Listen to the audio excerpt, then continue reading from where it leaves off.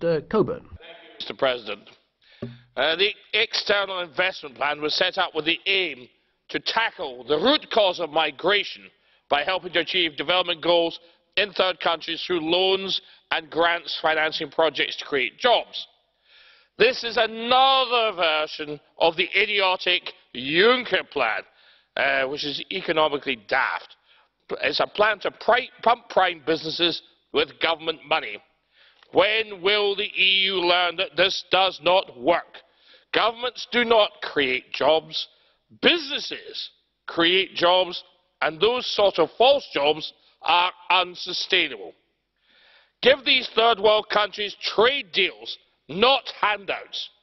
We need to give these people trade deals so they can create businesses themselves. Today's ludicrous inclusion of Tunisia on the financial blacklist, Mr. President, of money laundering or something of that ilk. They have done a lot to stop it, but they've been included on this list, and it's going to damage Tunisian businesses and send waves of migrants to Europe. What can be more ridiculous? Over the last 10 months, the European Investment Bank has given 136 loans worth £7 billion to finance projects in non-EU countries. Making trade easier is much better than throwing away money. At the same time, the European Investment Bank owes Britain £35 billion and refuses to pay this bill in 2019. We want our money back. Mr. Coburn. Sir. I am not able to give your money back, but you have a blue card. Do you accept it? I most certainly will, sir. Okay. Mr. Frunzulică.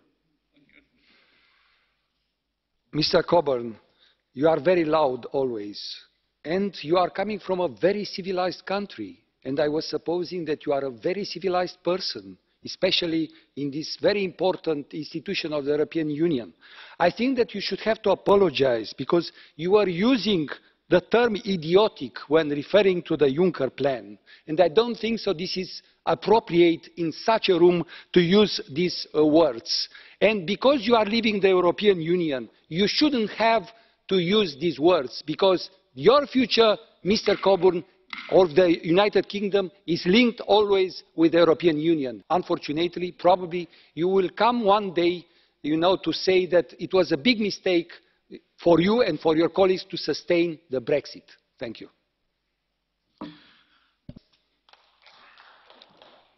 It wasn't a question, it wasn't something else, a comment, but you could answer, yeah.